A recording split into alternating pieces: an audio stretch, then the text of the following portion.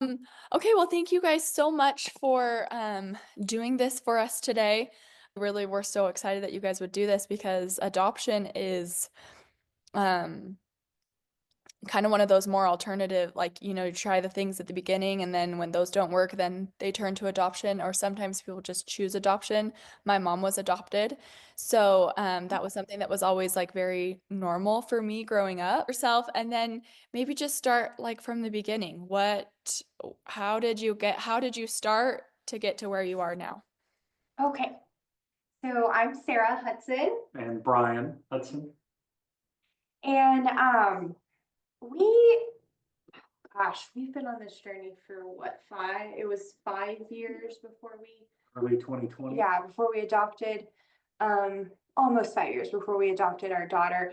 Um, we just struggled to get pregnant, like most people, I think, that start out on this journey. It just wasn't happening for us, and so, um, my gynecologist recommended that I see a fertility doctor after it had been almost a year. Um, and so we talked to a fertility doctor. They did all the testing, um, all the blood work, all the things that you do when you first see a fertility specialist, and no one could tell us why we could not get pregnant. It was just baffling to everybody. Everything looked really good. Blood work looked good on both of our ends. There was just really no rhyme or reason as to why we couldn't get pregnant. And so we were originally going to start the Clomid journey. Mhm. When we first, when we first, that was gonna be like the first thing that we did. And we had done some genetic testing prior to starting our fertility journey. It was just recommended to us by our doctor, and we were like, sure, why not? Let's do this. We didn't think anything of it. We didn't think anything would come back, but it did. And so, in our genetic testing, it came back that I am a carrier for Duchenne's muscular dystrophy.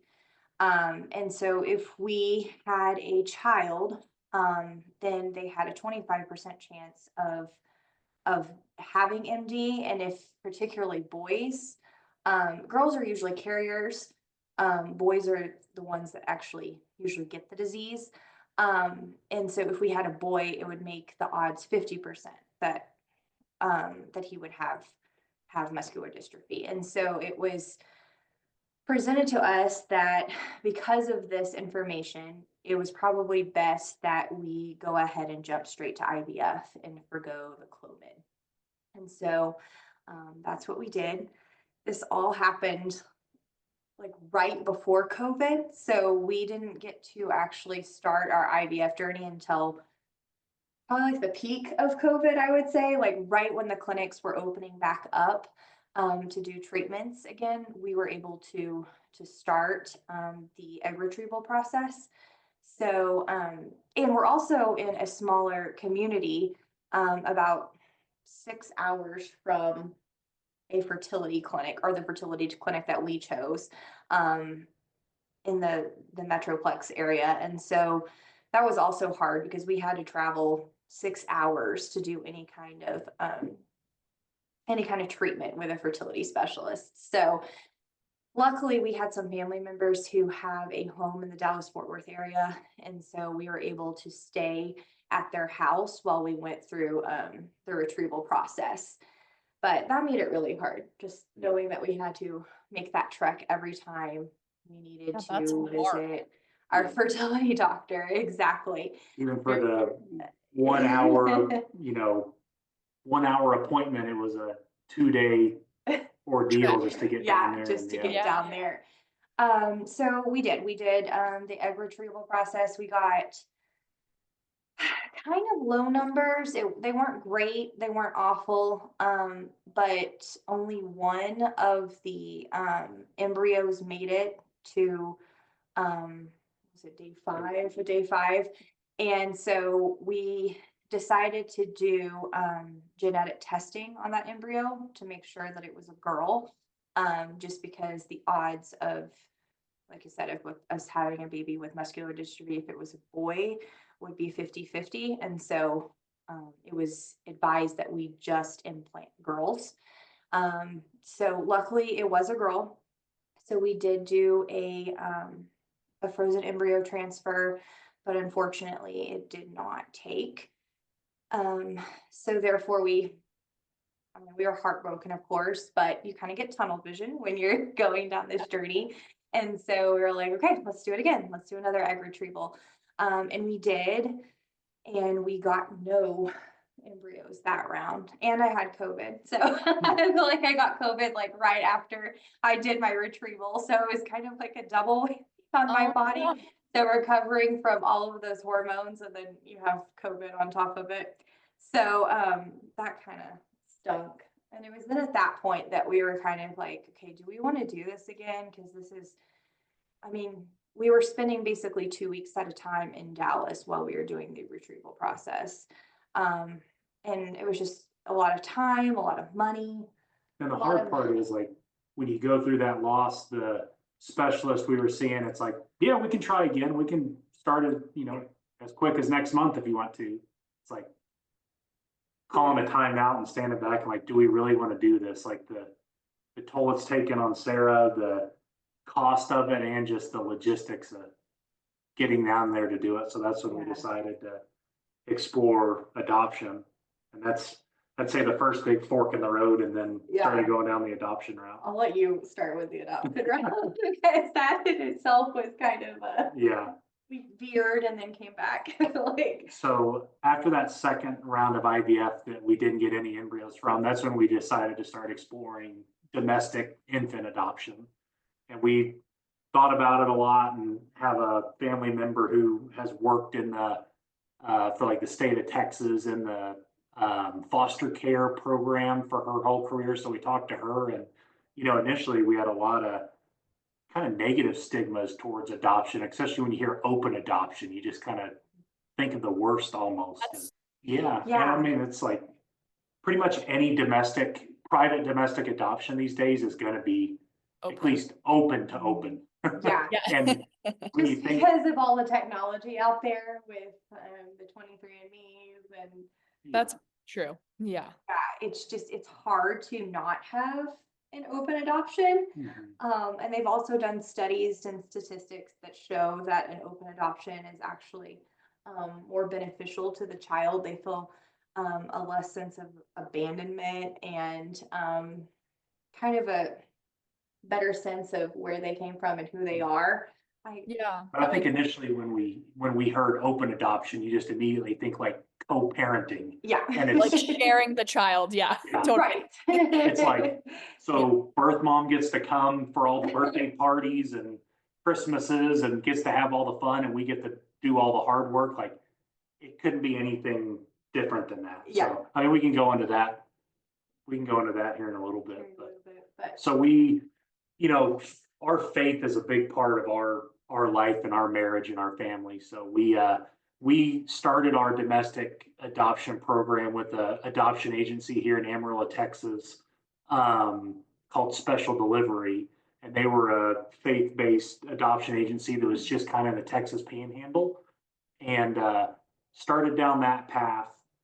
And then they ended up merging with Nightlight, a larger national organization. And we were probably 6 months into it when that merger happened. And with that merger came the Snowflakes program. And we talked about it and prayed about it a lot, and thought we were called to adopt embryos through the Nightlight Snowflake program. So we ended up adopting 5 embryos from a couple, and we did 3 different frozen embryo transfers with those, and one of them didn't work. The other 2, we were able to get pregnant and miscarried on both those 2. One we miscarried really early. I would say like maybe 5 or 6 weeks. It was shortly after getting the positive pregnancy test. And then one I actually did carry for about 8 weeks before. That was actually our first embryo transfer with with the snowflakes embryos, and they thought it was weird, you know, like how you're able to get pregnant.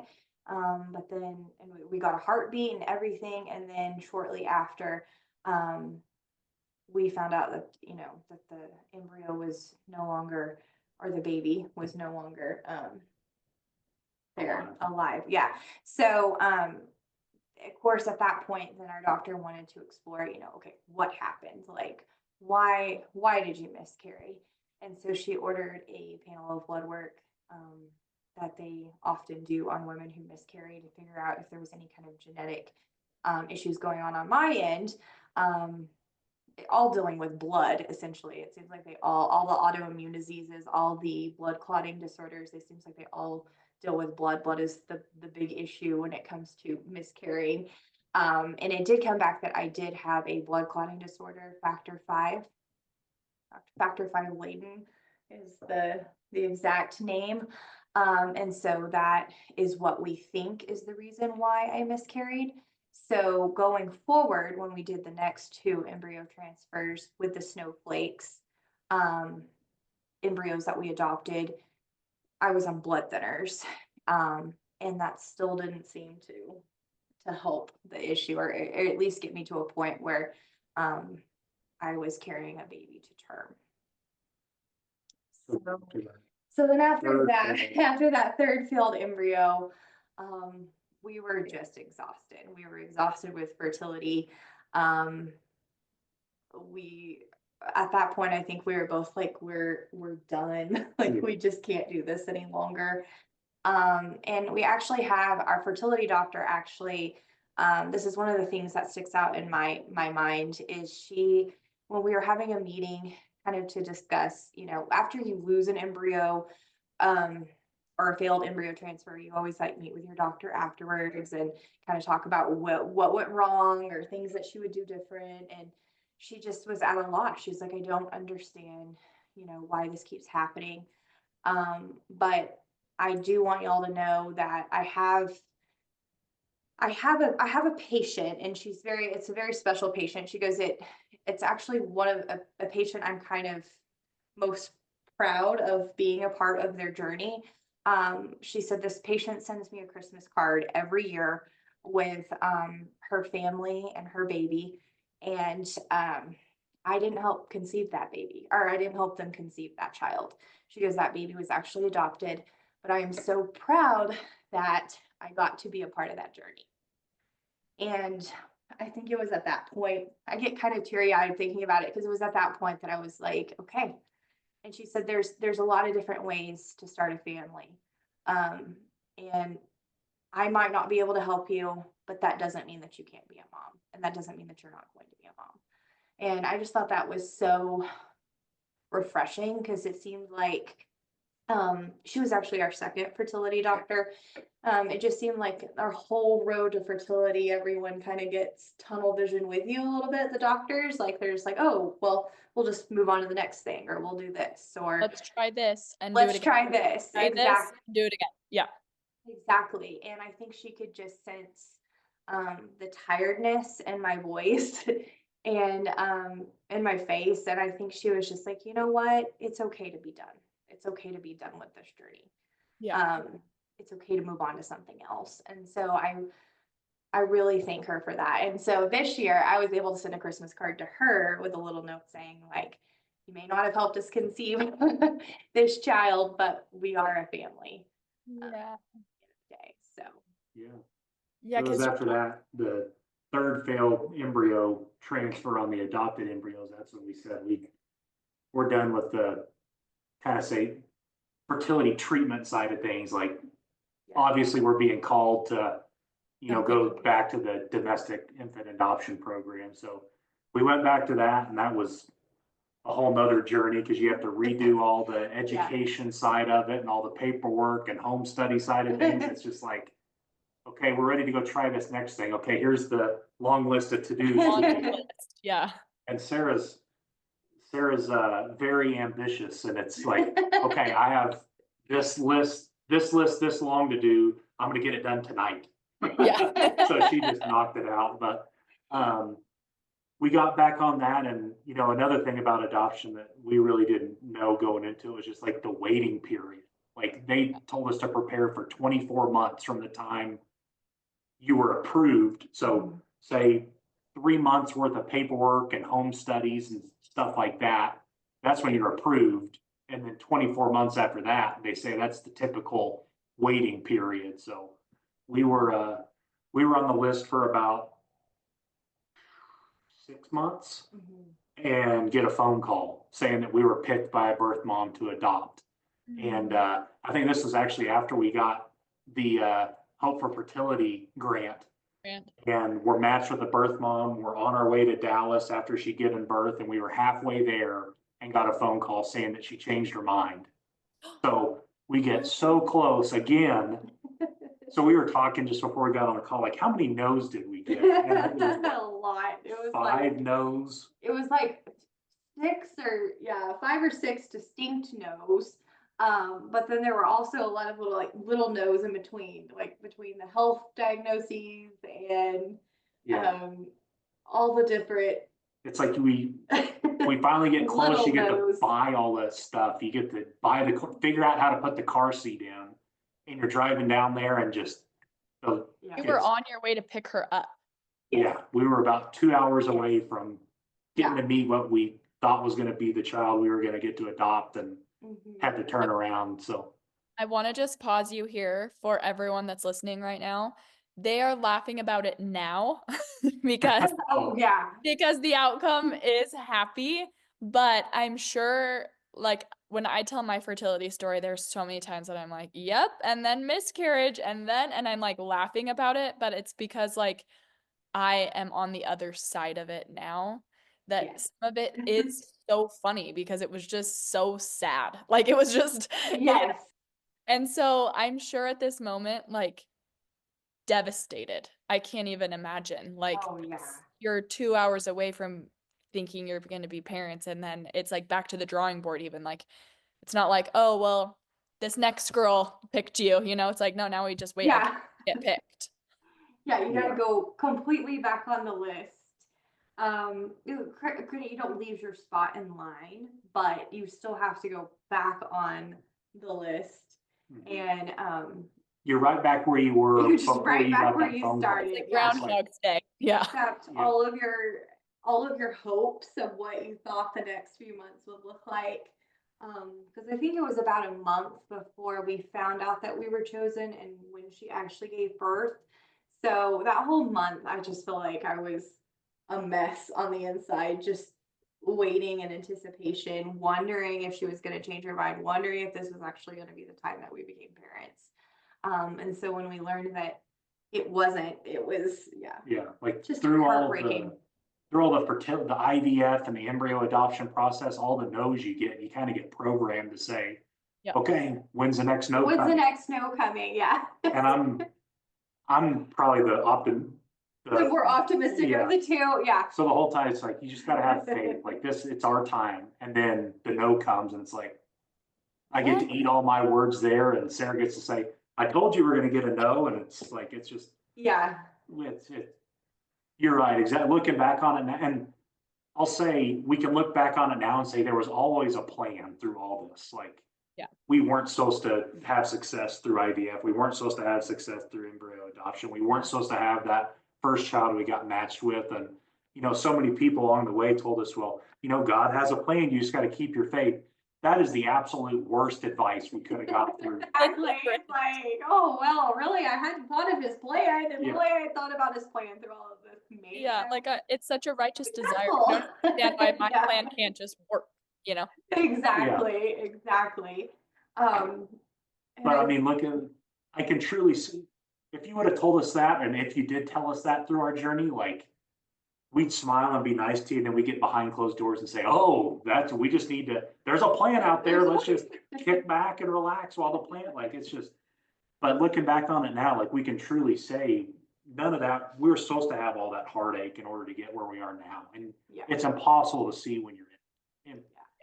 So but you're not the only one in it. That's the hard part too. It always felt so isolating, but there's so many people going through them. it's a very isolating thing that I just don't think people talk about enough. Yeah. Or I just don't think, or if they do want to talk about it with you, they don't know what to say. So they just don't, and they just kind of let you. Mhm. And sometimes it's hard to find the resources to talk Yeah. about it with, like people that can truly, because we've got a very close family. We're in Amarillo. It's a small town.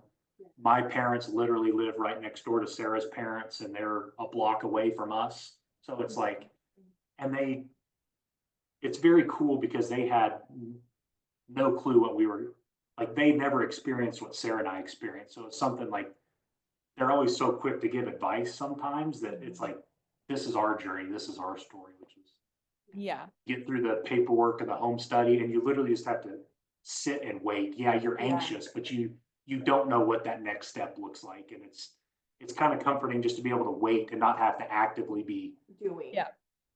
Yeah. 'Cause Getting a calendar. I don't know, and maybe again, that was with the tunnel vision, but I just was like, okay, like, I feel like my body's handling this pretty well. Like, I don't find this to be, as awful as they said it would be. And then you like take a break from it and you are like 2 years off the fertility meds and you're like, whoa, I finally feel normal again. I finally feel, and I didn't even realize how bad I felt. Yeah. Everything from, weight gain to hair loss to just, I don't know, it takes a toll. So Yeah. that was one nice thing. It was like, I don't have to put myself with any needles while I'm waiting, which was Yeah. kind Yeah, exactly. yeah. I'm just waiting to see the repercussions from my 3 egg retrievals in my future. I'm like, what happens to me in 20 years? We'll find out. Right? I know, that's how I feel. Yeah. Exactly. Yes. Heart synthetic at this point. Like I'm kind of like a guinea pig of sorts. Yeah. But but our story did have a happy ending, and it was about, so once the one yeah, the once it adoption. fell through, it was about 6 months afterwards, Mhm. we got the call about our daughter. And it was And the call that did you I'm get a sorry. grant from us before the first or before Before the first, yes, before the before the first? first. Okay. So, luckily our adoption agency, like if adoption falls through, they'll just, like, you don't lose your money in the process. So they'll just Oh, apply they it kind of like hold towards, it for you. yes, they applied it. So they're like, we'll just apply this towards, your future adoption on the next Oh, the okay. next one, Yeah. the baby you do get, if Yeah. you will. So that was nice. It wasn't like we lost those funds because of that. So yeah, so we got to use it when we adopted our daughter. And when we found out about her, it was so nice. It was a hospital call, meaning that birth mother had already given birth prior to making a birth plan, and said, I can't do this. I can't take this baby home. And so a social worker at the hospital called our adoption agency, Nightlight, and they called us. And as soon as we found out, we were um, in the car the next day. Yeah, we got a call on, it was actually Friday, it was 2 days ago, a year ago, Yeah. that I was we gonna got a say, I phone saw call. that she just had a birthday. Yes, Yeah. yes, she did. So It was like Friday night at 5:30 or 6 o'clock, the phone rang and Sarah looked at it and said, "This is Allison for Nightlight." And we're like, she usually doesn't call Friday at six Friday night. o'clock. Yeah. Is this what we think it is? And we answer it and asked if we're ready to be parents. And of course, we asked a gajillion questions as quick as we could. And we were in the car first thing Saturday morning driving to Tulsa, Oklahoma, where she was born. So we got there about noon. So from Friday night at 6 o'clock to noon the next day is how long it took us to eventually become parents, and we haven't looked back since. Yeah. Like, wow, sometimes I wish that was me too. Can I just be like pregnant for 12 hours? Yes, right. Yeah. Wow, that's incredible. So how many days old was she when you got her? Like 1, 2? So she had to have a short little stint in the NICU just out of precaution. It was precautionary more than anything. So we actually didn't meet her until she was what, 8 days old? Yep. Yeah, 8 days old. So you drove to Tulsa and then waited? Or you Yeah, saw I mean, her and went home, or? Well, like as soon as we got there, our agency met us at the hospital, and they like showed us to the NICU.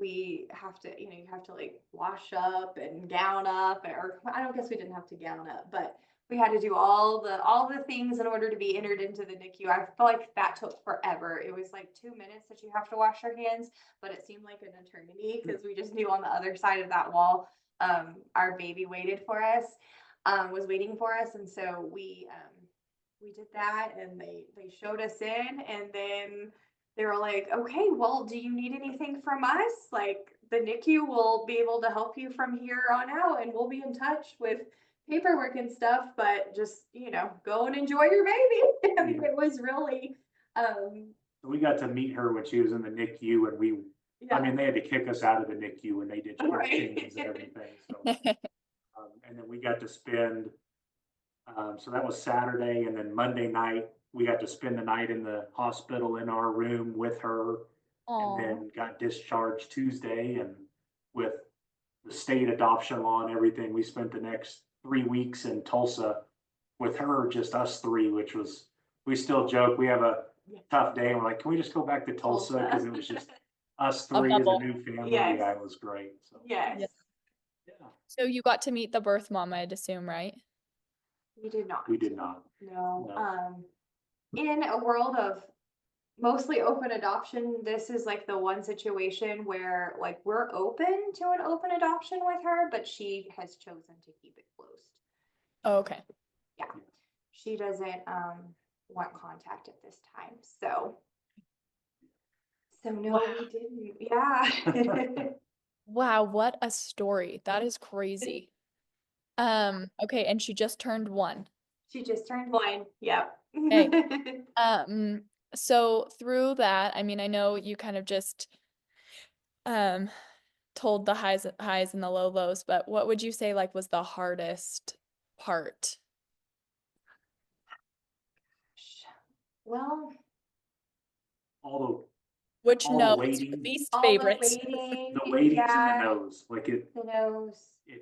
The whole entire time it just seemed like we were waiting for the next no, whether it was waiting the 10 days after a transfer to take a pregnancy test, or once we did get a positive pregnancy test, waiting for the next appointment. And then, we just, especially once after probably the second embryo transfer we did as part of the embryo adoption, so the third embryo transfer, the whole time we were like, if we do get pregnant, like the whole next 9 months is just going to be miserable, the most stressful. I'm just going to be so stressed out, wondering, what's going to go wrong at that point. And then as I'm like reliving, telling our journey, I'm thinking, I don't know, for me, one of the hardest was the failed adoption match. That one hit really hard because I feel like that was like the closest we had ever gotten on this journey. Like we'd been told like there is a baby, it's, she is born, you can come get her. You purchase all the things, you do all the preparations, and then it's just, ripped out from under you essentially. Yeah. And so that one I feel like really hit hard for me. That one stung. Yeah. I feel like it's so interesting that the doctors told you to have a girl, and then both times that you had the opportunity, it was yes option, they were that girls. is so funny. I have never, I've never thought about that till just now. It's like it was destiny. Yes. Oh my goodness. Yes. I love that. You should have named her that, Destiny. Destiny. Yeah, I know. I should have named her Destiny. Yeah. Exactly. Our destiny finally comes to a close. Right? Yes. We were meant to have a girl this whole time. Yes, you really were. Okay, what was something positive that you learned from this experience? That there are other ways to become parents that are like I said, like we mentioned, I don't know how many times we've used this terminology, but you really do get tunnel vision. You get so sucked into, okay, if I just do this next treatment, and oh, if I just try it one more time, and oh, if I can just get a positive pregnancy test, then we'll be in the clear. And I feel like it's hard to see that there are other ways to become parents than just through reproductive technology. Like there's other ways out there. And so that was, I don't know, that gave me the most hope. And I hope that other people in our situation who are finding themselves at a crossroads of, I just don't know if I can go through one more fertility treatment again, can know that there are a lot of different ways to become a family. And IVF and IUI, it's not the only way out there. And so that's what I really hope that I can. And it's so isolating and personal when you're going through it that there's a lot more people out there that struggle with infertility than you really recognize. And as we become more open and discussed it more, it's just amazing how many people have said, oh, we grew our family through IVF, or, I'm adopted, or, it's way more prevalent than what you realize when you're going through it, because it is so personal. I'm down the adoption route to begin with and skipped all the heartache and pain, but then at the same time, we wouldn't have our daughter, because if we hadn't gone through all the things that we went through, then the timing wouldn't have worked out where we would have had May, and in no scenario can I imagine not being her mom. Yeah, totally. That was the hard part going into it. We were talking about this, driving to Dallas for the first IVF. It's like, all right, we're going to be parents. You ready to be a parent? And you don't realize that the odds overwhelmingly say you're going to get a no along the way. It's just, I don't think we're ready to have your heart broken. Okay, good. Because that's what you're going to get today. You're going to get a big dose of heartache. Yes. Okay, to finish, I just wanted to ask you guys what, and maybe you kind of already answered this, but maybe just bring it home. What would be one piece of advice you would give to people that are still in the trenches of infertility? It does get better. It does. Reproductive technology is not the only way to start a family. There are other ways. So, like I mentioned before, if you find yourself tired and think that you're not going to be a mom because IVF is not working for you, don't get discouraged, because there are other ways to become a mom. And I can tell you right now that I sometimes forget that my daughter's adopted, to be completely honest with you. I love her so much. I couldn't imagine loving her more. And I did not give birth to her, but I sometimes forget that I didn't, because our bond is that strong. And so if you think that, how can I love a child that isn't biologically mine? Or how can I, what does that look like? You do in a way that is just indescribable. And so I couldn't love her more than, if she was biologically mine. And so don't get discouraged if you find yourself exhausted in the IVF route. Because there are other ways. There are other ways, and we'd be happy to talk to you about them. Yeah. I think I would say that even people that have been through the process, everybody experiences it uniquely for themselves. And I think the thing I'm most proud of with Sarah and I was, through all this, obviously we've gotten to the other side of it, but amidst all the no's we got, our relationship and marriage has got stronger, and our faith got stronger. So it can seem very isolating, but you got to be in it together and stick with it together, and just be. Sometimes I felt like I was just the Uber driver to the fertility clinic, and I pretty much was. But I don't know if there's advice there, but you're in it together, and